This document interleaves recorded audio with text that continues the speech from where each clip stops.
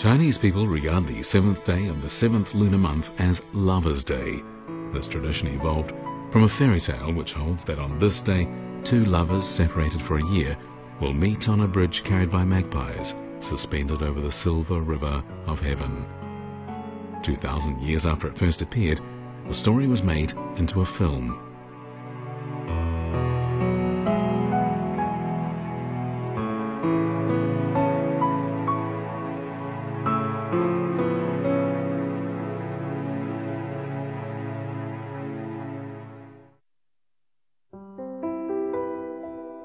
The Spring Festival of 1963 fell on January the 25th. It was a difficult time, as China had suffered 3 years of natural disasters and food was scarce. The Chinese government formulated a plan to readjust, consolidate, improve and strengthen the national economy, and after a while things began to pick up. In Shanghai, chickens reappeared on the market around the time of Spring Festival. In Guangzhou, Chen Yinke, a famous professor at Sun Yat-sen University, received 4 chickens and 2.5 kilograms of eggs as a special gift from the Guangdong provincial government. He was also entitled to a special supply of fish, vegetables and fruit every month. Meanwhile, the monthly pay of Yan Fangying, a famous actress with the Huangmei opera troupe of Anhui province, was increased to 300 yuan, equivalent to half of a factory worker's annual income.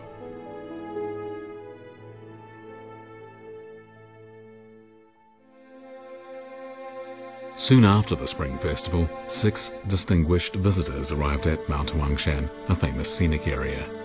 The mountain was still closed for the winter, but the cold didn't dampen the high spirits of the 6 visitors. They were members of the Huangmei opera troupe of Anhui province, and the only woman in the group was Yan Fangying.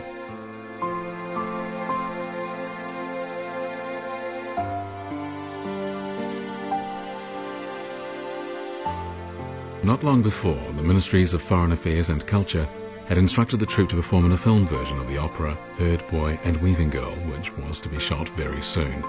Yan Fangying would play the role of the Weaving Girl, and Huang Zongyi would play the role of the Herd Boy.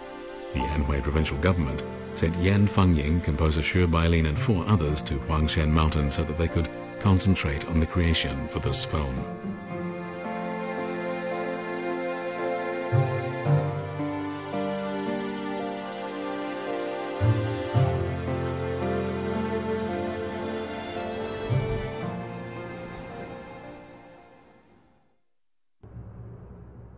Temperatures on Mount Huangshan in February are around -10 degrees Celsius. Yan Fangying and her colleagues were staying in a hotel at the foot of the mountain, but in the early morning when the others were still in bed, Yan Fangying would go up the mountain to practice dancing.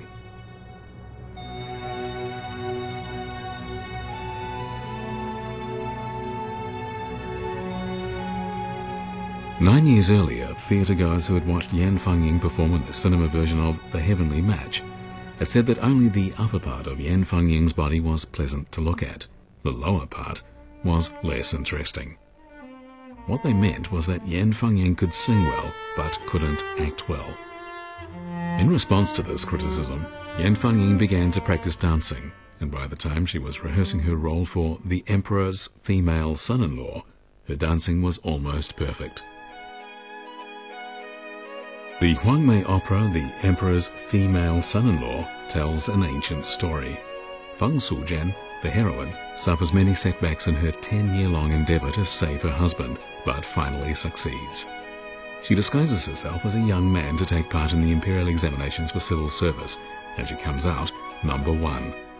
The emperor, impressed, then marries his daughter to her. In the bridal chamber, she reveals to the princess her true identity and the reason for her disguise. Fortunately, the princess is sympathetic, and she and Feng Sujian work together to bring the dangerous circumstances to a happy conclusion. This story was the second Huangmei opera to be adapted into a feature film after The Heavenly Match.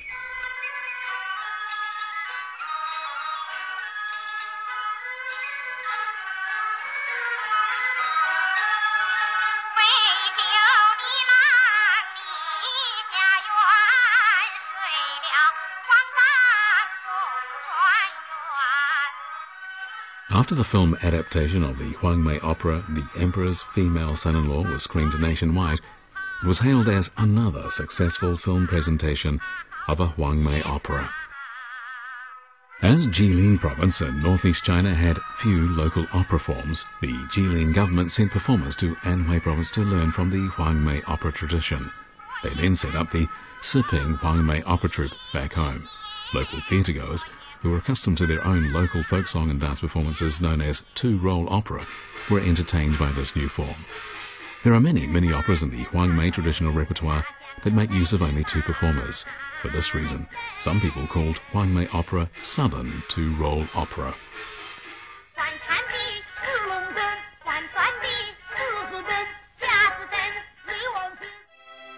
The provinces of Hubei, Jiangxi and Jiangsu and the Tibet Autonomous Region all set up their own Huangmei opera troupes.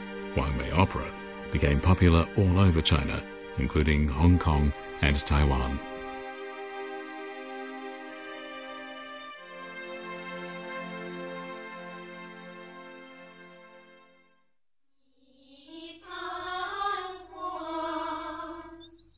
When Yan Fengying and her colleagues were busy working on the film script of the Huangmei opera Herd Boy and Weaving Girl on Huangshan Mountain, filmmakers in Hong Kong were preparing for a feature film entitled The Love Eternal in the form of Huangmei song. Li Hanxiang, a director contracted to Shaw Brothers Hong Kong Limited, received an order from the company in February 1963 to stop all his other work and concentrate all the company's manpower and material strength to produce a film adaptation of the Huangmei opera, The Love Eternal. Another film company in Hong Kong had also begun shooting a film adaptation of The Love Eternal. Run Run Shaw asked Li Hanxiang to put their film on the screen before their rival. 见过我家员外夫人。是，见过员外夫人。 The Shaw Brothers had in fact produced several films in the Huangmei opera form, and all of them were quite successful. Residents in Hong Kong in those years still called Huangmei opera Huangmei song, a term used in the Republic period.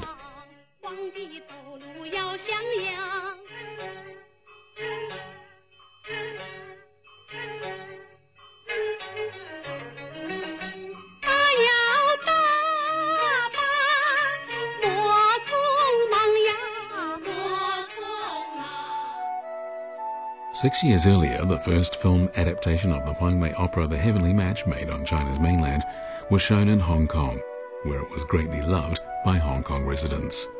Li Hanxiang, then 31 years old, was curious, and he went to watch it in a cinema in Kowloon. He wrote in his memoir a detailed record of 30 years. I noticed a strange phenomenon in the cinema. After the interlude was over, many people in the audience would sing in a low voice together with Yan Fengying and Wang Xiaofang on the screen. If it was a major Guangdong opera, it wouldn't have been so strange, but Huangmei song was sung in Mandarin. The film must have been truly great to attract so many people to watch it. Those who could sing the words must have watched the film many times.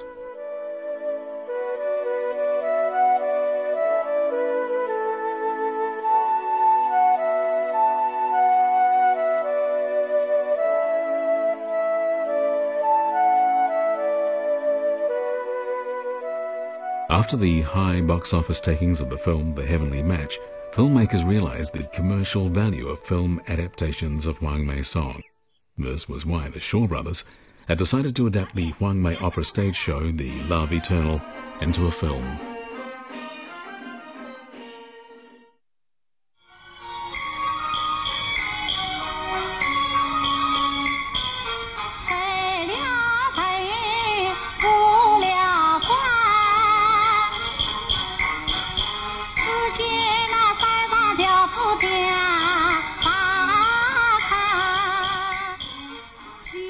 In 1953, a film adaptation of the Shaoxing opera The Love Eternal was shot by the Shanghai Film Studio.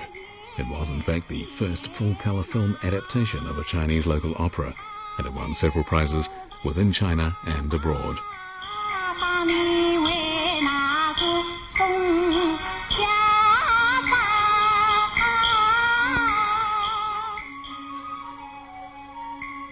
The story, The Love Eternal, is a tragedy about two devoted lovers, Liang Shanbo and Zhu Yingtai. It first appeared 1,400 years ago and is known in almost every household in China. Many local opera forms have it in their repertoire. A lengthy folk song version of the story had been popular in the provinces of Zhejiang, Hubei, Hunan, Jiangxi and Anhui since ancient times. It was later made into a Shaoxing opera stage show in two parts, going up Tiantai Mountain and coming down Tiantai Mountain. In the early 1950s, Wang Xiaofang adapted it for Huangmei Opera. He and Pan Jingli were the first co-stars of the show.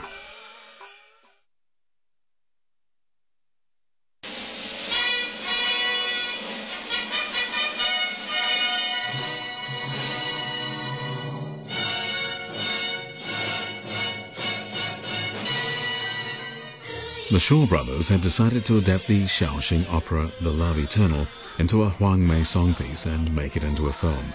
The Hong Kong film studio planned to finish production in just 2 months. Even though there were no professional singers of Huangmei opera in Hong Kong and most of the musicians were Filipino, Run Run Shaw refused to postpone his plans. Director Li Hanxiang decided to use the script of the film adaptation of the Shaoxing opera The Love Eternal as produced on the mainland, and the music of the Huangmei opera The Heavenly Match. He used the same music and tunes from the Huangmei opera The Heavenly Match, except for the scene swearing to be brothers.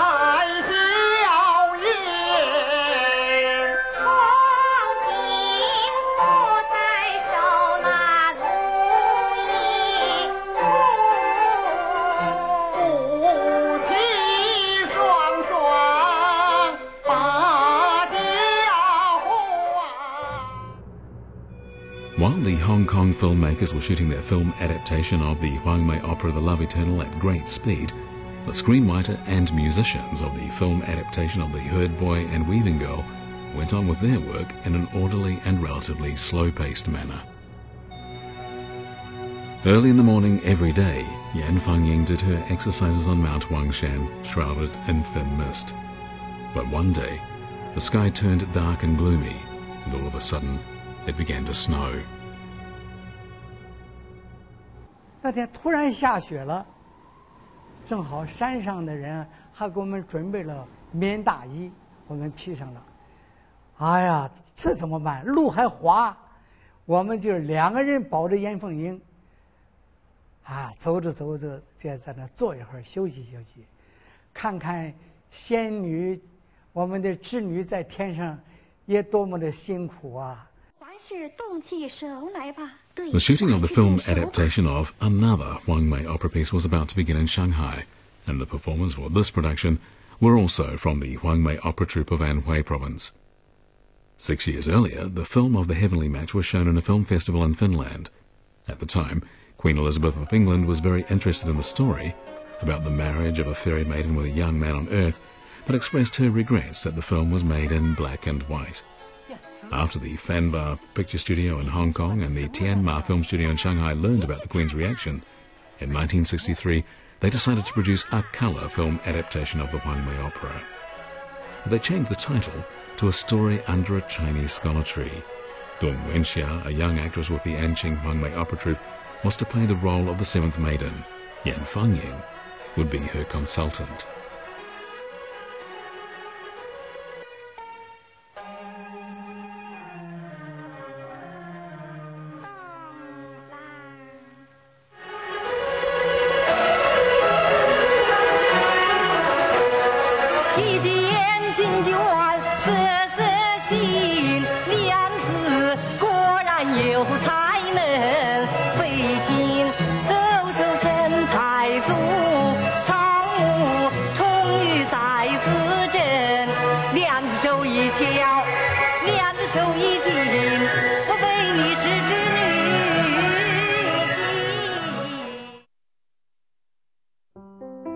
It was not as easy to find a suitable Huangmei opera singer in Hong Kong as it was in Anhui province. Director Li Hanxiang searched among the contracted actors and actresses of the Shaw Brothers and finally appointed Le Di, known as a classic beauty, to play the role of Zhu Yingcai. But he couldn't find an actor to play the role of Liang Shanbo. In desperation, he thought of Xiao Zhuan, a substitute singer for the film adaptations of the Huangmei song pieces.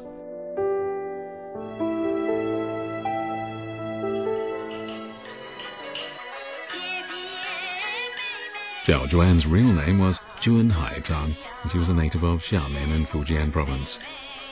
In 1949, she went to Hong Kong and found a job with a local film studio. Although she accomplished little in her early years, she made a deep impression on director Li Hanxiang because of her sweet voice. But she wasn't pretty. Li Hanxiang selected her to play the role of Liang Shanbo because he thought that the girl's straight nose and comical facial expressions would fit the personality of a bookish young scholar. Li Hanxiang changed her name to Ling Bo, and shooting began immediately.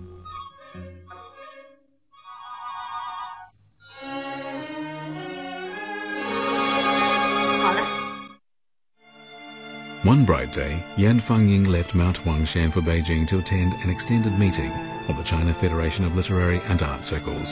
She had been appointed deputy head of the Huangmei Opera Troupe of Anhui Province and had become a member of the China Federation of Literary and Art Circles. She was there elected as delegate to the Chinese People's Political Consultative Conference.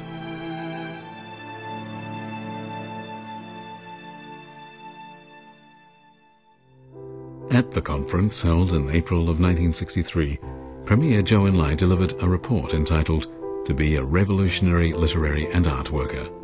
Before the meeting, the Communist Party Committee of the Ministry of Culture appealed to the central government to ban all entertainment performances featuring ghosts. Those based on fairy tales or legends without ghosts or spirits, such as The Heavenly Match, Pilgrimage to the West, Story of White Snake, and Herd Boy and Weaving Girl, were not included.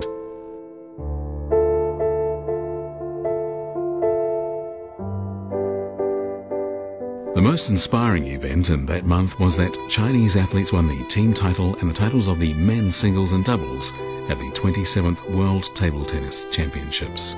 Also in that month, the feature film Li Shuanghuang, eulogizing a brave countrywoman, won Best Feature Film Award at the 100 Flowers Awards.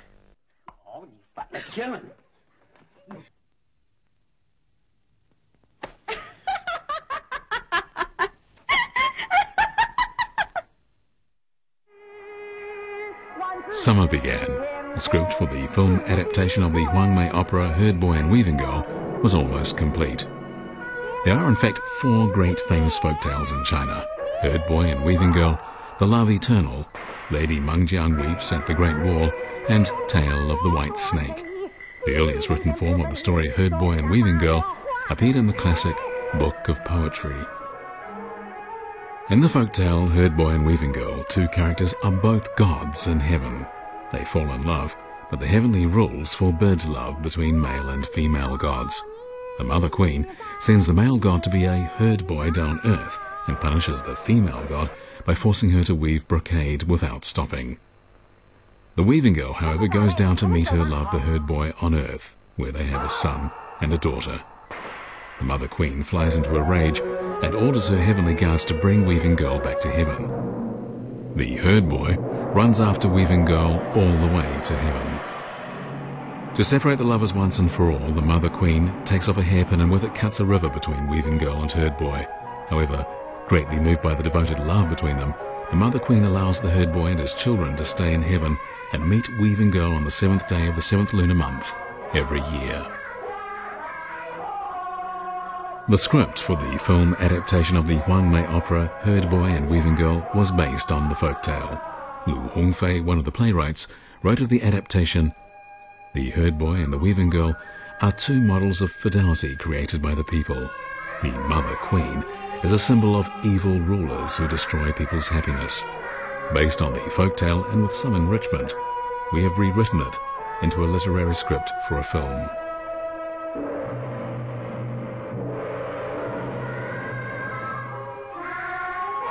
The film adaptation of the Huangmei opera Herd Boy and Weaving Girl was another classic love tragedy in the style of the film adaptation of The Heavenly Match.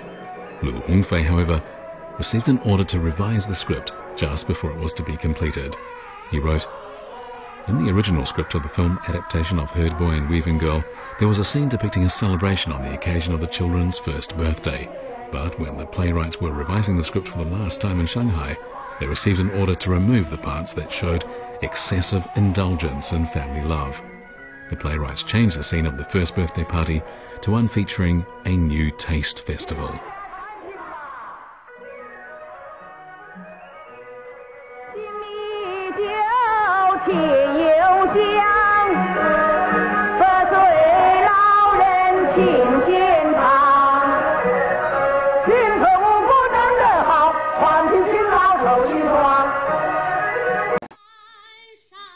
In that year, Le Di, who played the role of Zhu Yingtai in the film, won the Golden Horse Award for Best Actress in Taiwan. As Ling Bo had played reverse gender in the role of the hero of the film, she couldn't be given the prize for Best Actor. However, the review committee conferred on her a unique award, a prize for Best Performance.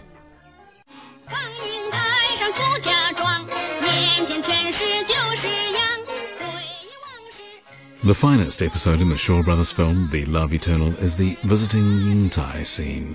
The libretto for this episode was from the traditional Huangmei opera Shan Bo Visiting a Friend. It had become popular in the Yangtze River Valley in the Republic of China period.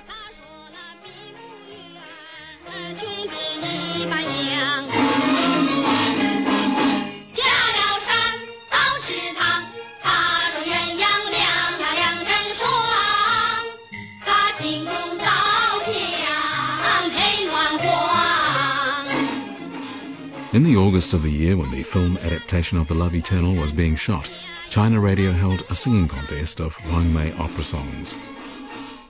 10-year-old Teresa Tang won first place for singing the song Visiting Yingtai.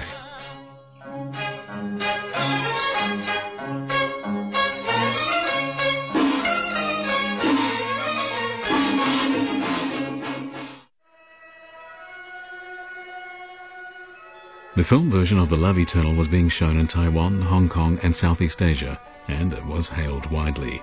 The shooting of the first colour-masked widescreen film Herd Boy and Weaving Girl was coming to an end on the mainland.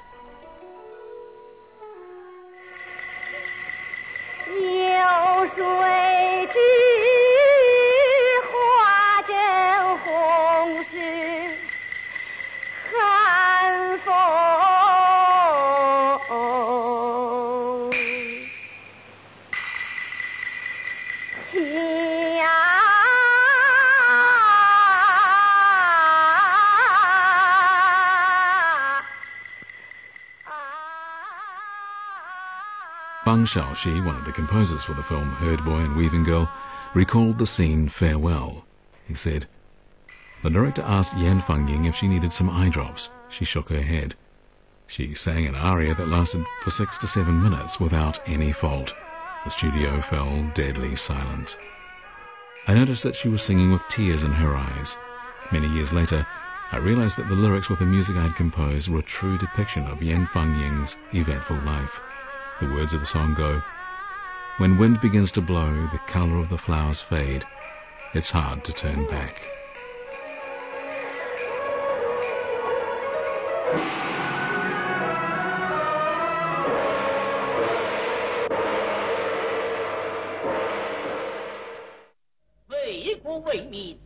Shortly after the shooting of the film Herd Boy and Weaving Girl was finished, people in entertainment circles became the targets of severe criticism. Some people complained that the performing stage was filled with feudal monarchs, handsome young scholars, and beautiful young women. They advocated the staging of more dramas in praise of revolution in modern China. As a consequence, the film adaptation of Herd Boy and Weaving Girl, on which Yan Fangying, Xue Bailin and Fang Xiaoxi had developed so much of their energy, was put away in the storeroom after a screening for just a few people. Yan Fangying proposed to rehearse a modern drama entitled After a Bumper Harvest in the local Anqing dialect, and she offered to cut her monthly pay of 300 yuan down to 250 yuan. Later, she took part in the rehearsals of the modern plays A Daughter of the Communist Party and Sister Jiang, literally singing the praises of communist revolutionaries. For a time, Huang Mei Opera, meaning Yellow Flower Opera, was renamed Hung Mei Opera or Red Flower Opera after the Communist Party of China released its 8 Peking opera models.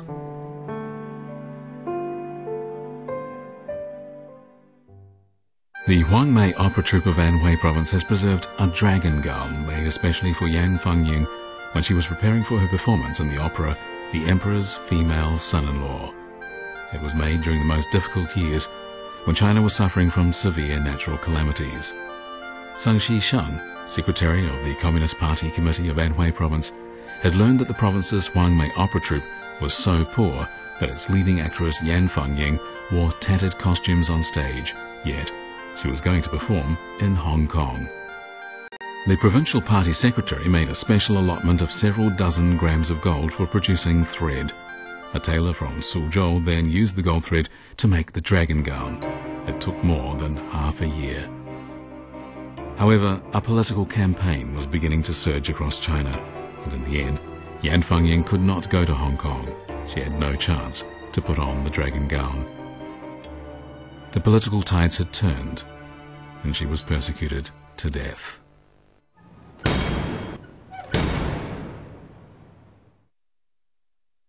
Soon after, the Huang Mei opera pieces, The Heavenly Match, The Emperor's Female Son-in-Law, and many other popular pieces disappeared from the stage. From the 1970s to the 1980s, Taiwan, Hong Kong, Singapore and South Korea adopted a strategy to develop an export-oriented economy. Within a short time, they made unprecedented progress in their economic production. The East Asia phenomenon attracted the attention of the world. Taiwan, Hong Kong, Singapore and South Korea were known as the 4 young dragons of Asia. However, the filmmaking industry in Hong Kong began to decline because of the excessive production of stage adaptations and the slow development of plots.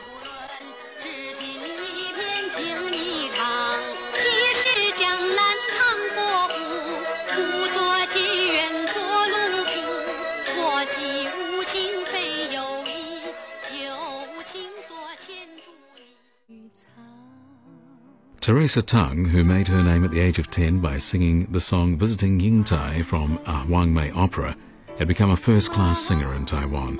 Her songs were now popular in Hong Kong, Taiwan, Southeast Asia, and on China's mainland.